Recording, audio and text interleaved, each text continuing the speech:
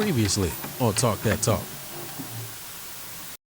But the reality of all of this, though, is that that's just who I am as an educator. And I think that's a problem if we're telling people or this idea that you have to have one season that's important and the other one is kind of like fall is marching band and the spring is like marching band junior and shit. Like it's like I don't know. I just don't agree with it. But teach his own. I'm not hating. Do what you do, man. Obviously it's work for whoever programs. But if we're asking ourselves to be honest about the question we asked before, why aren't we evolving? Because directors aren't evolving.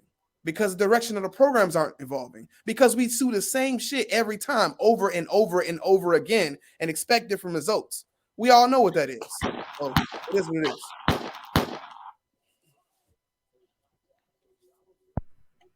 It's good to hear somebody else say it, so I don't have to get cussed out this week. No. I think everybody is like hit the nail on the head. But I think Mario and Rick, you added a different viewpoint, and I just have to be sincere. When I was in the marching band, there was no such thing as wind ensemble in the fall, and I think when you speak about other people's experience, unfortunately, you see what you've been cheated out of.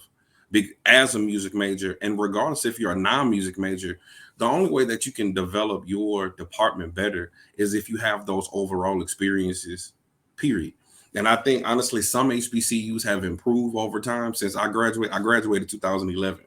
I was a freshman in 2006. So at that time, man, we wasn't doing that. And we going to be 1,000. Prairie View was not known for our wind ensemble or concert band. At that time, it wasn't. But you see other...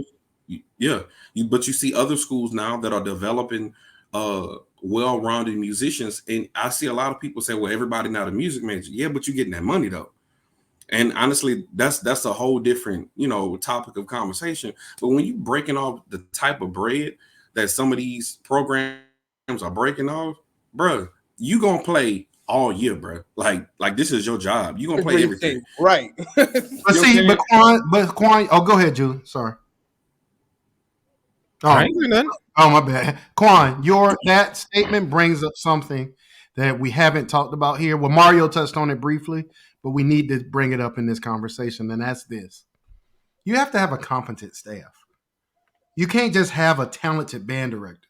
Your head band director, right, can't just be the only talent on your staff. What happens in a lot of instances, Quan, is you have band staffs that are built with band heads. They don't know who no Percy Granger is, so how they gonna get in the concert band room and teach that to the students? Now there are some band staffs that are excellent. This is a comprehensive discussion, right? It's not just focusing on why we should do concert band. A well-rounded music program has chamber ensembles. I'm in clarinet ensemble. I'm in woodwind ensemble.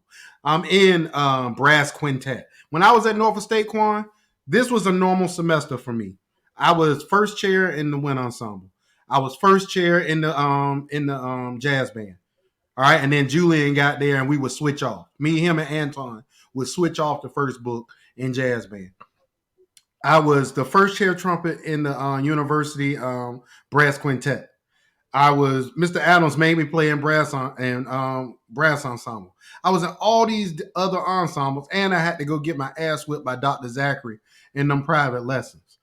So for me, I had no choice but to say, okay, I know I'm Omega. I want to do that. I know I'm a music major. I want to do that. And I'm in the Spartan Legion. I need to buckle down and be a legitimate college student. I need to plan my day out. Instead of waking up at 12 o'clock in the afternoon, I need to get my ass up at 8 or 9 or 7 right. in the morning. And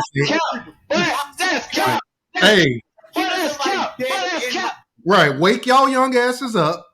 All right, like get up. The morning is not, you're not allergic to it. So like MC8, wake your ass up. Right.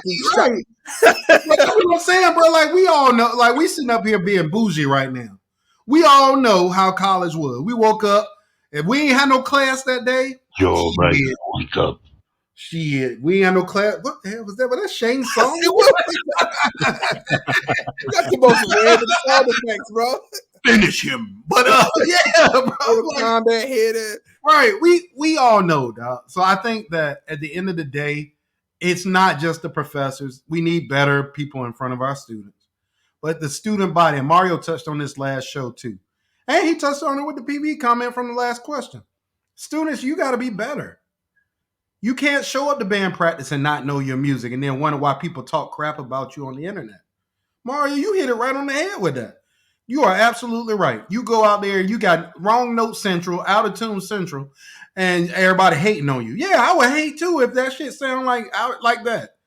But if you come in prepared to your lesson, to wind ensemble, whatever you're doing, then you will have a better experience. I tell my wind ensemble students that all the time. This is not where you practice. All right, this is rehearse. We are coming here to rehearse. All right, and I give Mario what I do is in advance of rehearsal. My students already know what they're working on. So when they show up to rehearsal the next day, I know, okay, I need to expand past rehearsal letter E or whatever. First of all, have an agenda for your rehearsal. Yeah, actually planning. Actually planning. being a good band director. Right. So right. It's twofold. We have to be better as educators, and the students, especially at HBCUs, have to understand that the rigor of your degree, it's supposed to be hard.